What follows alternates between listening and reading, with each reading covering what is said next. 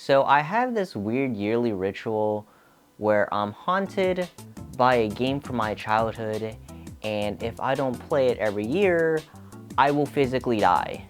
Nah, I'm just kidding. Okay, but seriously, I am in danger. 4 kids has a sniper. What's that? Oh yeah, I'm coming. Okay, so please, anyone, if anyone is out there, I need.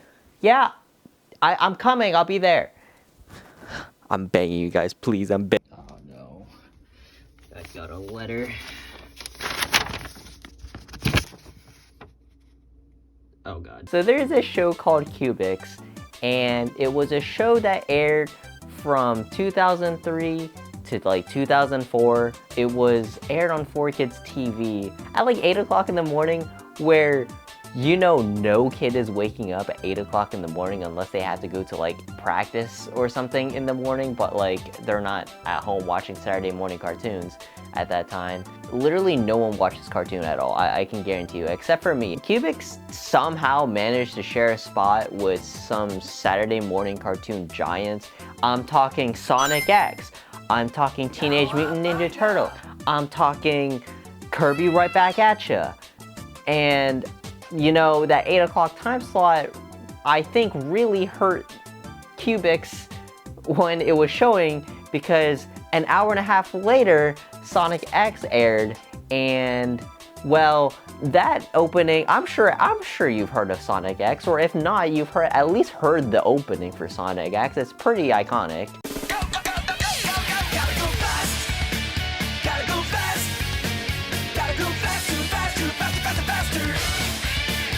But I do remember the one time that I was waiting for Kirby Right Back at Ya, I woke up a little too early, couldn't go back to bed, and I watched Cubics, and I thought it was the sickest shit ever. Because, let me tell you, the Cubics, before I go super deep into it, well, we're not even going to talk about the TV show, but like I feel like I have to give some context, because this is some obscure show that no one's ever seen before, and every single time I ask someone about it, they're like, I have no idea what you're talking about, and I'm the one that looks like a crazy person. Is this Cubics in the same room as you right now? It was there. It had this robot that could like change into different things because it looked like a block. It was basically like a knockoff Transformer, and it had cool cube colors. It was like a Transformer. I think he needs help. So the opening of the game is actually quite sick. At least I watch it every single time. I play it yearly because it's just this mishmash of a bunch of robots fighting each other, and I think it's the sickest shit ever. I mean, I fucking love it. So the game starts with you playing as a kid named Connor, and he just moved to Bubble Town.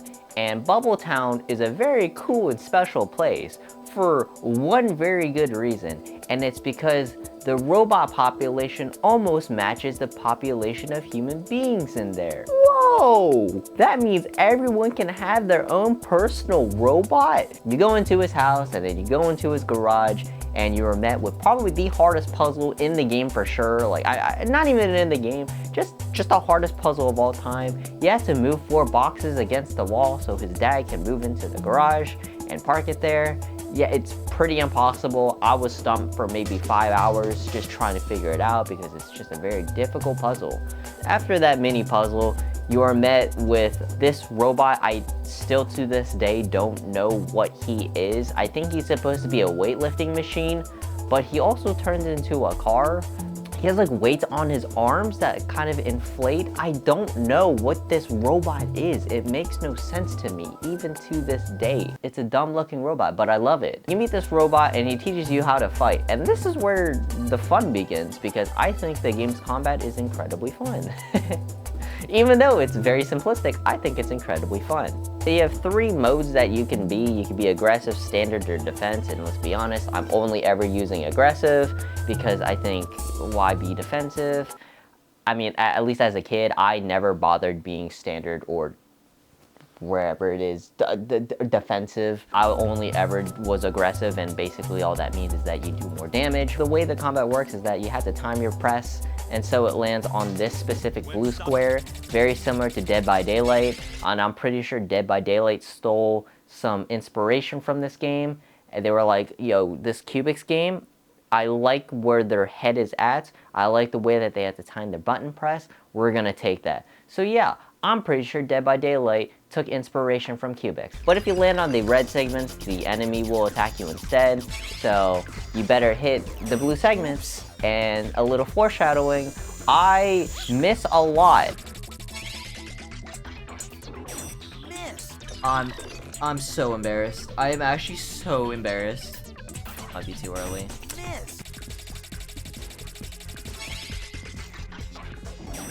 I'm going to lose my mind. I am so garbage at this game. And the most fun part about the combat is seeing this number go up, telling me how much damage I did. I think I'm just obsessed with number get higher, number get bigger. I think maybe RuneScape kinda rotted my brain a little bit too much. And I forgot to mention that if you hit the blue segment the first time, you have a second chance to do it, but the blue segments are a little bit smaller, and it becomes a little harder because the arrow starts to spin a little faster, and it keeps going until you eventually miss. After that tutorial and talking to big weight muscle robot, the game finally tells you the story that a bunch of robots in the city are malfunctioning, and they're kind of being a little crazy. And they're like, this cannot continue, this cannot continue, this cannot continue. And I'm gonna say it, I think Nier stole some inspiration from this game with robots melting down and going crazy and sicko mode and destroying everything around them. So yeah, I see you too, Nier. Let me quickly summarize this story because the story is non-existent. Dr. K is the big bad to Bubble Town. He has a robot named Colossus. Dr. K is jealous of Cubics because Cubics can do a lot more than Colossal, and he's like stronger and he's just, I don't know, better looking, I guess. And Dr. K is like, well, if I can't have Cubics, then I'm gonna take over all the robots in Bubble Town. I'm going to overload all these robots in Bubble Town with a material called Solex, which I don't know what it is. Yeah, it's this mysterious energy that powers all the robots, but if they have too much, they go on a meltdown, I guess. And it's now the gang's job to fix that because they have to go into Bubble Town and its surrounding areas and beat up all those robots until they're dead. And once they're done with that area, Dr. K sends in his big other robots that are supposed to be the bosses. Cubics and the gang fight the bosses, and of course the gang wins, the bosses lose, but on their dying breath, they actually somehow end up kidnapping the robots, and the gang's just like, oh no, how could they keep getting away with it? They're just too strong. I don't, it's stupid. And this kind of repeats over and over and over again. I think it happens 3 times because there's three areas. It's not until like the final area where, oh, here's the twist. Cubics actually gets stolen at one point, and the gang's just like, oh no, we lost Cubics, bro. We gotta get him back. Cubics is now angry, he's mad, and you can tell that, but because they changed the C in his name to a K, and they gave him, like, they drew red lines over his eyes so that, you know, he's angry and mad, so he's a bad robot, bad robot. You end up beating his ass really easily. I think that's it. Oh, and then you fight Colossus, whatever his name is, you beat him, and Dr. K is like, how can this be, and starts ripping his hair out. And the gang says, it's all because the power of friendship. It seems that if you work together and bring your different skills to a problem, there's nothing you can't do. Yeah, friendship. Woohoo. So, yeah, that's Cubics. Let's talk about the bosses.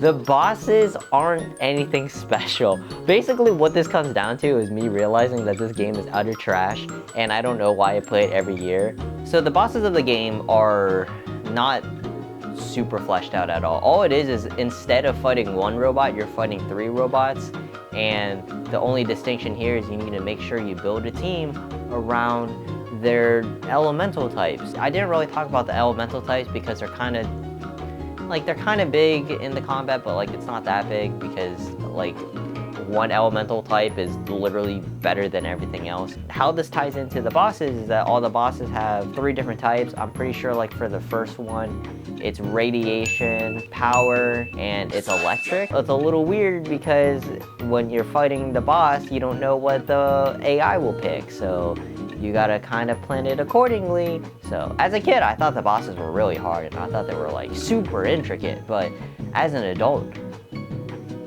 they're not very good, but that's to be expected. Oh, actually no, that's not it for the bosses.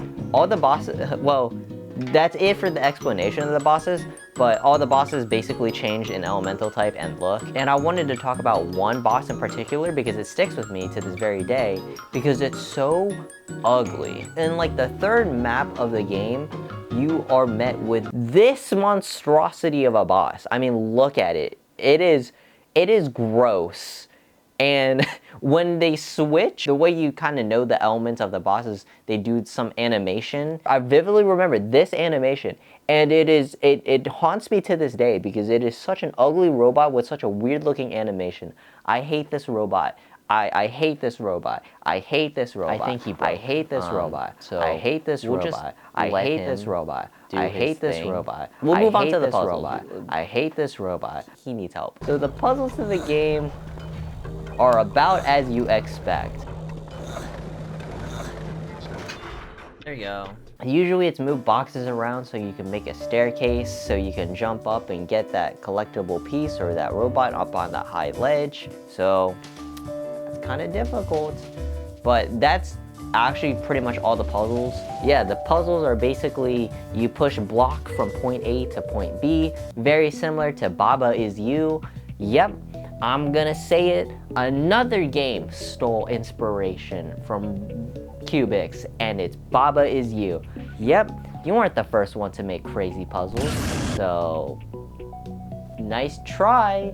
You can't fool me, Baba Is You. Your puzzles may be almost as hard as Cubics, but Cubics has you beat. There really isn't much thinking involved, except for one. There is one puzzle in the game that always stumps me, and I don't know why. And here's me actually sitting here being an absolute idiot. Oh no. I remember being stumped on this one. Shit.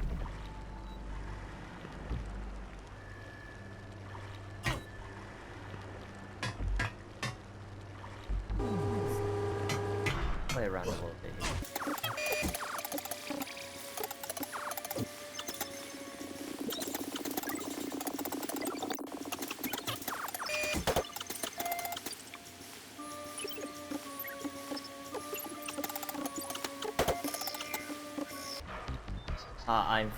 I'm dumb.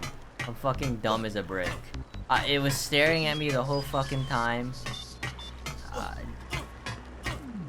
I am embarrassed to say how long it took me to do this. I don't know why I was overthinking it. Maybe it's because that it's like the one puzzle that you have to maybe look at a little bit, and it's just throwing me off because it's just like, oh, I'm so used to pushing blocks. Why can't I just push blocks? Honestly, that's it. That is it to the game. I played this game in one sitting, which was about 2.5 hours of my life down the drain. But in those 2.5 hours, I actually ended up enjoying myself because, I don't know, I come back to this game every year and it just happens to be my yearly ritual every January. So that's how I know it's always the new year. So I don't know. It's a childhood game that's stuck with me for some ungodly reason. I vividly remember having a lot of fun playing this game as a kid. It obviously did not take me 2.5 hours to beat. I think it actually took me a long time to beat. I don't know why. I think I really struggled with the circle and timing it because I would always get absolutely waxed by the bosses when I was a kid. It's one of the worst games ever made, but it's fun. Happy late New Year, everyone. That's really all I gotta say. Happy late New Year.